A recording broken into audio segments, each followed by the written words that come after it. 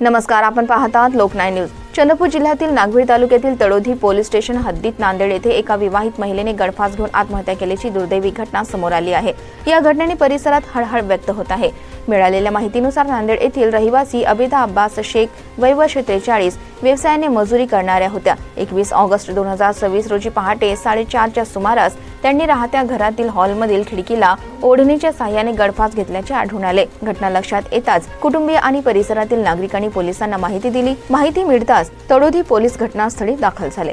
पोलिसांनी घटनास्थळाचा पंचनामा करून मृतदेह शवविच्छेदनासाठी पाठविला। या दुर्दैवी घटनेने कुटुंबावर दुःखाचा डोंगर कोसळला आहे। मृत अबिदा शेख यांच्या पश्चात पती आणि 12 वर्षाचा मुलगा असा परिवार आहे। मात्र त्यांनी हे टोकाचे पाऊल नेमके कोणत्या कारणातून उचलले याबाबत अद्याप कोणतीही स्पष्ट माहिती समोर आलेली नाही। आत्महत्येमागील कारणाचा शोध घेण्यासाठी तळोधी पोलीस पुढील तपास करीत आहेत। एका आईच्या अचानक जाण्याने कुटुंबावर आलेले दुःख आणि अवघ्या 12 वर्षाच्या मुलावर आलेली ही वेदना मन हेलावून टाकणारी आहे। या घटनेमागील नेमके कारण अधिकृत तपासातूनच स्पष्ट होणार आहे। लोकनाय न्यूजसाठी गोकुल पाकमोडे, तळोधी।